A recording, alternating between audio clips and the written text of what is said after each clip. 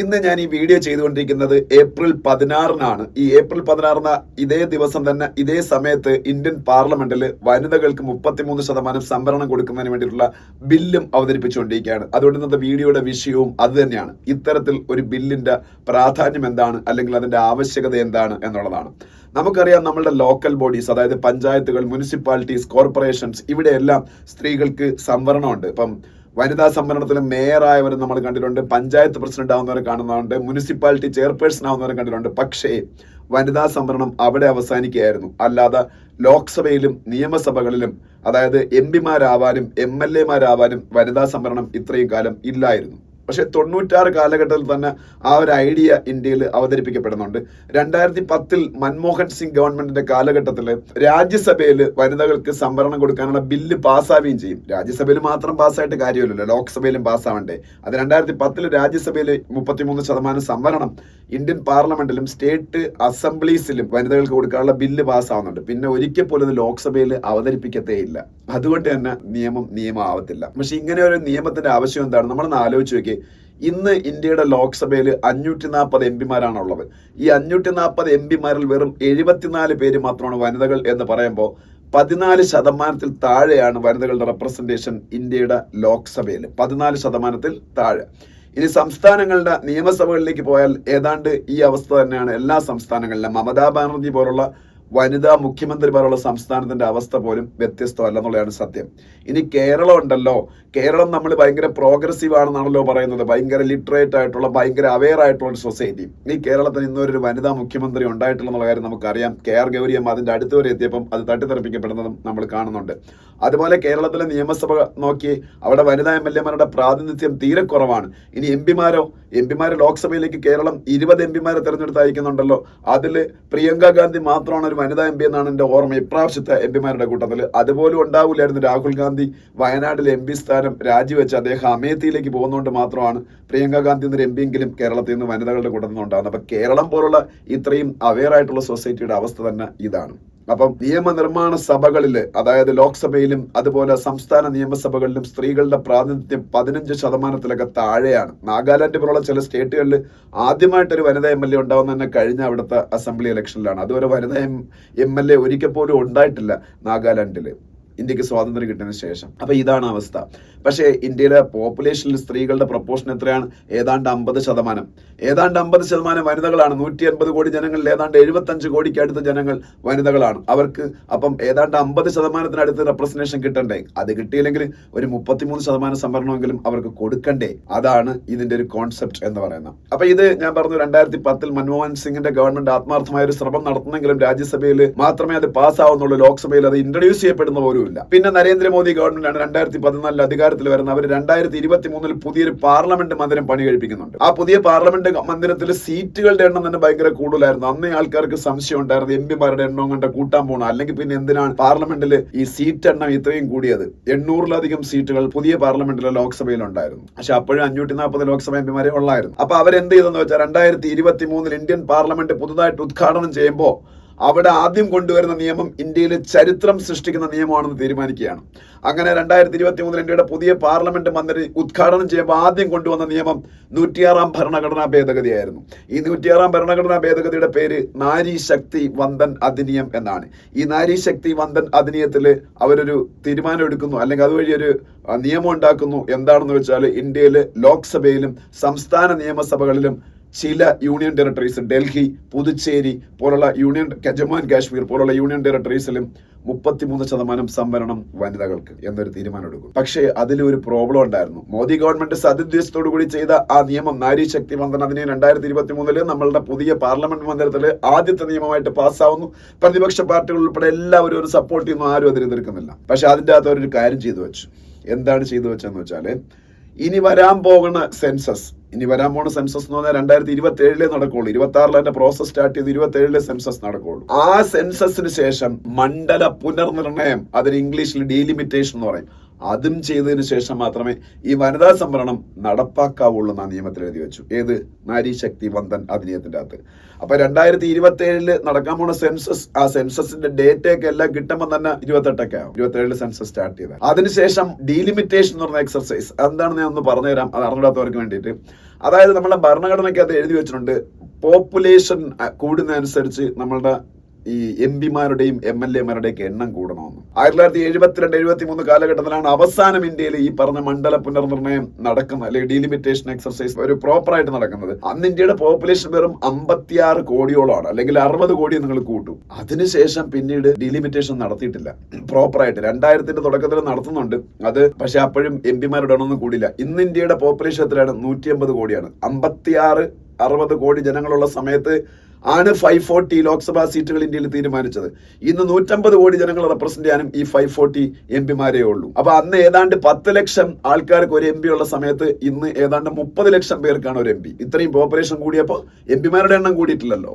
അന്ന് 10 ലക്ഷം പേർക്ക് ഒരു MP ഉണ്ടായിരുന്നു, ഇന്ന് ഓൾമോസ്റ്റ് 30 ലാക്സ് ആൾക്കാർക്കാണ് ഒരു MP. അപ്പൊ ഭരണഘടനയ്ക്കകത്ത് എഴുതി വെച്ചിട്ടുണ്ട്, പോപ്പുലേഷൻ സെൻസസിന്റെ അടിസ്ഥാനത്തിൽ മണ്ഡല പുനർനിർണയം നടത്തി ഈ സീറ്റുകളുടെ എണ്ണം കൂട്ടിക്കൊണ്ടേയിരിക്കണം. കാര്യം ഇന്ത്യ പോലുള്ള രാജ്യത്തെ പോപ്പുലേഷൻ കൂടിയാണ്, അപ്പൊ അതിനനുസരിച്ച് സീറ്റുകളുടെ എണ്ണം കൂട്ടണം. പക്ഷേ 73 കാലഘട്ടത്തിൽ അന്നത്തെ കോൺഗ്രസ് ഗവൺമെന്റ് അത് ആ ഒരു നിയമത്തിന് കോൺസ്റ്റിറ്റ്യൂഷൻ അമെൻഡ് ചെയ്തുകൊണ്ട് പറഞ്ഞ മണ്ഡല പുനർനിർണയം പിന്നെ ഫ്രീസ് ചെയ്യാണ്. അതിന്റെ കാര്യം വേറൊന്നുമല്ല, അതും അവരെ ചെയ്ത തെറ്റൊന്നും പറയാൻ പറ്റൂല. കാരണം അന്ന് ഇന്ത്യയിൽ ഫാമിലി പ്ലാനിങ് അല്ലെങ്കിൽ കുടുംബാസൂത്രണം സ്റ്റാർട്ട് ചെയ്യാണ്.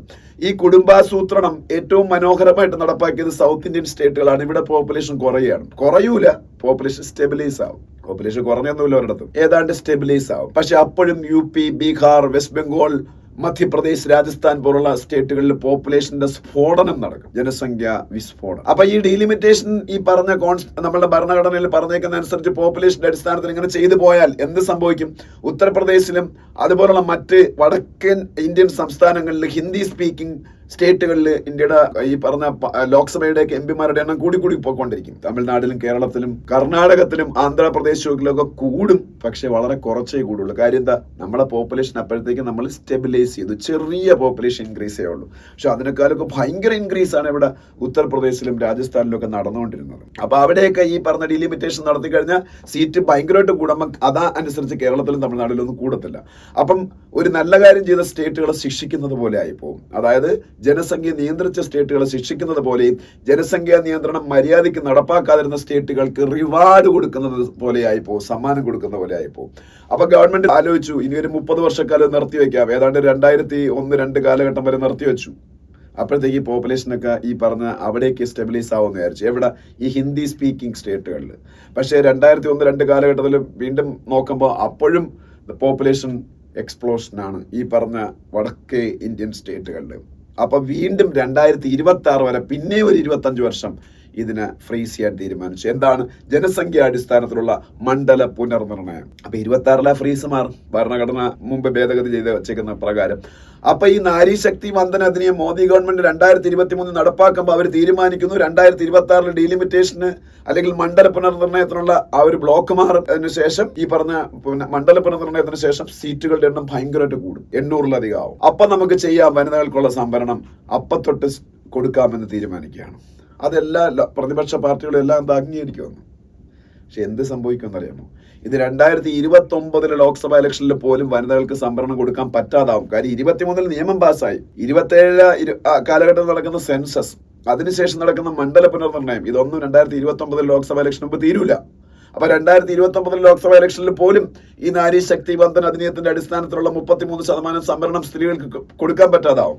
ഇപ്പൊ മോദി ഗവൺമെന്റ് തീരുമാനിച്ചു 2026 ശേഷം വരുന്ന സെൻസസിന്റെ അടിസ്ഥാനത്തിലല്ല, അവസാനം നടന്ന 2011 സെൻസസിന്റെ അടിസ്ഥാനത്തിൽ വനിതകൾക്ക് സംവരണം കൊടുക്കാം, അതിന്റെ അടിസ്ഥാനത്തിൽ മണ്ഡല പുനർനിർണയം നടത്താമെന്നും. പക്ഷേ അതിലെന്ത് ചെയ്യണം? ഭരണഘടന വീണ്ടും അമെൻഡ് ചെയ്യണം. ഈ അമെൻമെന്റ് പ്രകാരമാണ് നാരി ശക്തി വന്ദന അധിനിയം എന്ന നിയമം വരുന്നത്, 106 ഭരണഘടനാ ഭേദഗതി പ്രകാരം. അപ്പൊ ഭരണഘടനയിൽ എഴുതി ചേർത്ത് വെച്ചൊക്കെയാണ് സ്ത്രീകൾക്ക് സംവരണം ഇങ്ങനെയാണ് കൊടുക്കാൻ പോകുന്നത്. 26 ശേഷം വരുന്ന സെൻസസിന് ശേഷം വരുന്ന ഡീലിമിറ്റേഷൻ അല്ലെങ്കിൽ മണ്ഡല പുനർനിർണയം വഴിയാണ് സ്ത്രീകൾക്ക് സംവരണം കൊടുക്കാൻ പോകുന്നത് എഴുതി വെച്ചേക്കുക, ഭരണഘടനയ്ക്കകത്ത് എഴുതി വെച്ചേക്കുന്നത്. ഇനിയും ഭരണഘടന അമെൻഡ് ചെയ്യണ്ടേ?